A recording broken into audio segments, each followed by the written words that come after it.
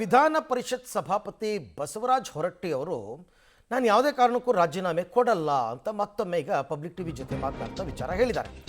ನಾನು ಸ್ಪೀಕರ್ ಸ್ಥಾನಕ್ಕೆ ರಾಜೀನಾಮೆ ನೀಡಲು ನಿರ್ಧರಿಸಿಲ್ಲ ಅಂತ ಪಬ್ಲಿಕ್ ಟಿವಿಗೆ ಸಭಾಪತಿ ಬಸವರಾಜ ಹೊರಟ್ಟಿ ಅವರು ಹೇಳಿಕೆ ಕೊಟ್ಟರು. ಪಕ್ಷದ ನಾಯಕರೊಂದಿಗೆ ಚರ್ಚೆ ಮಾಡ್ತೀನಿ, ಮಾತುಕತೆ ಆಡ್ತೀನಿ, ನಾನು ಇನ್ನೂ ಟೈಮ್ ಇದೆ, ಸೊ ಈಗ ಸದ್ಯಕ್ಕಂತೂ ನಿರ್ಧಾರ ಮಾಡಿಲ್ಲ, ಆದರೆ CM ಕರೆ ಮಾಡಿ ರಾಜೀನಾಮೆ ಕೊಡೋದಕ್ಕೆ ಹೇಳಿದ್ರು ಅಂತ ಒಪ್ಕೊಂಡಿದ್ದಾರೆ.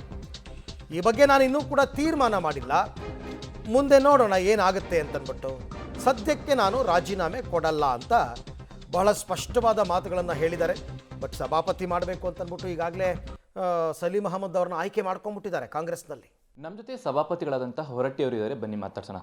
ಸರ್, ಈಗ ಸಚಿವ ಸಂಪುಟ ವಿಸ್ತರಣೆ ಆಯಿತು, ಈಗ ಚರ್ಚೆ ಆಗ್ತಿರೋ ವಿಚಾರ ಸಭಾಪತಿಗಳು. ಕಾಂಗ್ರೆಸ್ನ ಹೈಕಮಾಂಡ್ ACC ಲೆಟರ್ ಹೆಡ್ನಲ್ಲಿ ಯಾರಾಗಬೇಕು ಸಭಾಪತಿಗಳು, ಸ್ಪೀಕರ್, ಉಪಸಭಾಪತಿ, ಉಪಾಧ್ಯಕ್ಷ ಯಾರಾಗಬೇಕು ಅನ್ನುವಂಥದ್ದು. ಈಗ ಸಭಾಪತಿಯಾಗಿ ನೀವಿದ್ದೀರಾ, ಈಗ ರಾಜೀನಾಮೆ ಕೊಡುವಂಥ ನಿರ್ಧಾರ ಮಾಡಿದ್ದೀರಾ, ಏನು ಕತೆ ಸರ್? ಇನ್ನೂ ಯಾವುದೋ ತೀರ್ಮಾನ ಮಾಡಿಲ್ಲ.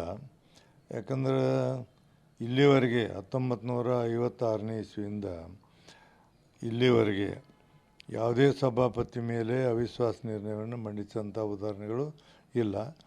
ಪಕ್ಷ ಯಾವುದೇ ಇರಲಿ, ಸರ್ಕಾರ ಯಾವುದೇ ಇರಲಿ, ಸಭಾಪತಿ ಯಾವುದೇ ಪಕ್ಷ ಇರಲಿ, ಅವರಿದ್ದರೆ ಇಲ್ಲಿವರೆಗೆ ಯಾರೂ ರಾಜೀನಾಮೆ ಕೊಟ್ಟಿಲ್ಲ. ಅವ್ರ ಪೀರಿಯಡ್ ಎಲ್ಲ ಪೂರ್ಣ ಮುಗಿಸ್ಯಾರ. ಈಗ ಇವರೇನೋ ರಾಜೀನಾಮೆ ಕೊಡಬೇಕು ಹಾಗಾಗಿ ಅಂತ ಹೇಳ್ತಾರೆ. ಈಗೂ ನಾನು ಈಗ ಮುಖ್ಯಮಂತ್ರಿಗಳು ಮಾತಾಡಿದರು. ಅದಕ್ಕೆ ನಾನು ನಮ್ಮ ಲೀಡರ್ಸ್ ಕೂಡ ಮಾತಾಡಿ ರಾಜೀನಾಮೆ ಕೊಡೋ ಅವಶ್ಯಕತೆ ಬಂದಿಲ್ಲ. ಅದು ಯಾಕೆ ಬಂದೈತೆ ಗೊತ್ತಿಲ್ಲ. ಮತ್ತು ಅವ್ರು ಹೈಕಮಾಂಡ್ದವ್ರಾಗಲಿ 2 ಹೆಸರು ಕಳಿಸ್ಬಿಟ್ಟಾರ. ಮತ್ತು ವಿಧಾನ ಪರಿಷತ್ತು ಅವ್ರದ್ದು ಸಭಾಪತಿನ ಮತ್ತು ಸ್ಪೀಕರ್ನ ಆರಿಸೋದು ಯಾವುದಾದ್ರ ಹೌಸಿನ ಡ್ಯೂಟಿ ಅದು. ಅದನ್ನೂ ಇವರ ಮಾಡ್ತಾರಂತಂದ್ರೆ ಇದು ಎಂಬ್ರಾಸ್ಮೆಂಟ್ ಅನ್ನಿಸ್ತದೆ ಮತ್ತು ತಪ್ಪು ಅನ್ನಿಸ್ತದೆ. ಅದಕ್ಕೆ ನಾನು ಎಲ್ಲ ಸ್ನೇಹಿತರು ಕೂಡ ನಮ್ಮ ಪಕ್ಷದವ್ರು ಕೂಡ ಮಾತಾಡಿ ತೀರ್ಮಾನ ಮಾಡಿ ಆಮೇಲೆ ಏನು ಹೇಳೋದು ಸರ್ಕಾರಕ್ಕೆ ಹೇಳ್ತೇವೆ. ಸರ್, ಈಗಾಗಲೇ ಯಾರಾಗಬೇಕು, ಸಭಾಪತಿ ಯಾರು, ಉಪಸಭಾಪತಿ ಯಾರು ಅನ್ನುವಂಥ ನಿರ್ಧಾರವನ್ನು ಕೂಡ ಕಾಂಗ್ರೆಸ್ ಹೈಕಮಾಂಡ್ ಮಾಡಿದೆ. ಆದರೆ ಮುಂದಿನ ಪ್ರಕ್ರಿಯೆಗಳೇನಂತೆ? ಯಾಕಂದರೆ ಈಗ ಅವರು ಅಧಿಕಾರಕ್ಕೆ ಆಗಬೇಕಾದ್ರೆ ನೀವು ಸಹಜವಾಗಿ ಬಿಟ್ಕೊಡ್ಬೇಕಾಗತ್ತೆ, ಇಲ್ಲದೆ ಹೋದದು ಪ್ರಕ್ರಿಯೆಗಳು ಮತ್ತು ಸಂವಿಧಾನಿಕ ಗೊಂದಲಗುಂಟಾಗುತ್ತೆ. ಸೊ ಈ ನಿಟ್ಟಿನಲ್ಲಿ ಏನಾಗುತ್ತೆ ಅಂತ? ಈಗ ನಾವು ರಾಜೀನಾಮೆ ಕೊಡಲ್ಲ, ಸ್ಥಾನ ಖಾಲಿ ಆಗಂಗಿಲ್ಲಲ್ಲ.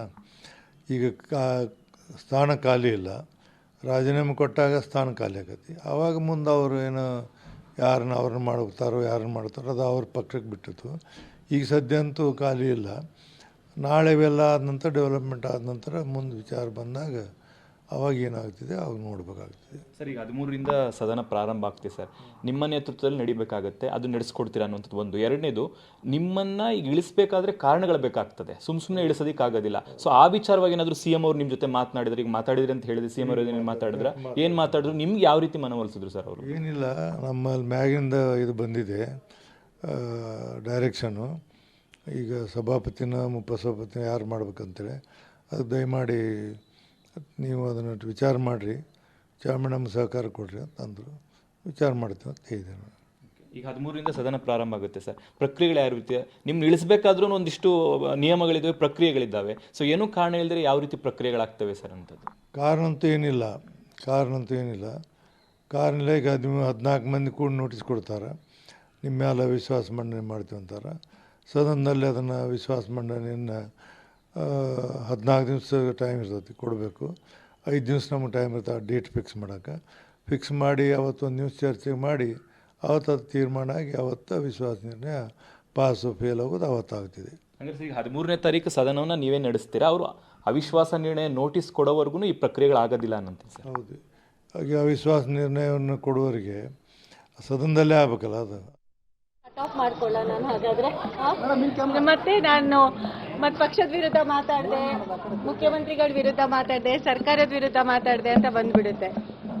ಇಲ್ಲ, ಗಟ್ಟಿಯಾಗಿ ಹೇಳ್ತೀರಾ ಅಂತ ಮೇಡಮ್, ನೀವೇನೇ ಇದ್ರೂ ಕೂಡ ನಾನು ಯಾವತ್ತೂ ಗಟ್ಟಿಯಾಗೆ ಮಾತಾಡೋದು, ಇವತ್ತು ಗಟ್ಟಿಯಾಗೆ ಮಾತಾಡ್ತೀನಿ. ನೀವು ಕೂಡ ಪ್ರಬಲವಾಗಿ ಆಕಾಂಕ್ಷಿ ಆಗಿದೆ, ಸೊ ಯಾಕೆ ಸಿಕ್ಕಿಲ್ಲ ಅಂತ?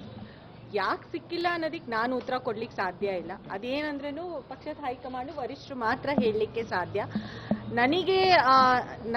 ನನಗೆ ತಿಳಿದ ಮಟ್ಟಕ್ಕೆ ಹೊಸಬ್ರಿಗೆ ಅವಕಾಶ ಕೊಡಬಹುದು, 1-2 ಸ್ಥಾನ ಕೊಡಬಹುದು ಅಂತ ಇತ್ತು. ಮಹಿಳೆಯರಿಗೆ ಅಟ್ಲೀಸ್ಟ್ 1-2-3 ಸ್ಥಾನ ಕೊಡ್ತಾರೆ ಅಂತ ಒಂದು ಆಸೆ ನಾವೆಲ್ಲರೂ ಇಟ್ಕೊಂಡಿದ್ವಿ. ಆಮೇಲೆ ನಮ್ಮ ಜಿಲ್ಲೆಗೆ ಪ್ರಾತಿನಿಧ್ಯ ಕೂಡ ಸಿಗಬೇಕಾಗಿತ್ತು. ನಾವು 5 ಶಾಸಕರು ಗೆದ್ದು ಬಂದಿದ್ದೀವಿ. ಈ ಹಿನ್ನೆಲೆ ಮತ್ತೆ ನನಗನ್ಸುತ್ತೆ ನನಗಿರೋ ರಾಜಕೀಯ ಹಿನ್ನೆಲೆ, ಎಜುಕೇಷನಲ್ ಕ್ವಾಲಿಫಿಕೇಷನ್ಸ್ ಅದೆಲ್ಲ ಮುಂದಿಟ್ಕೊಂಡು ನಾನು ಕೇಳಲಿಕ್ಕೆ ನನಗೆ ಅರ್ಹತೆ ಇತ್ತು ಅಂತ ನಾನು ಅಂದ್ಕೊಂಡಿದ್ದೆ. ಸೊ ಆ ನಿಟ್ಟಿನಲ್ಲಿ ನಾನು ಒಂದು ಪ್ರಯತ್ನ ಖಂಡಿತ ಮಾಡಿದ್ದೆ.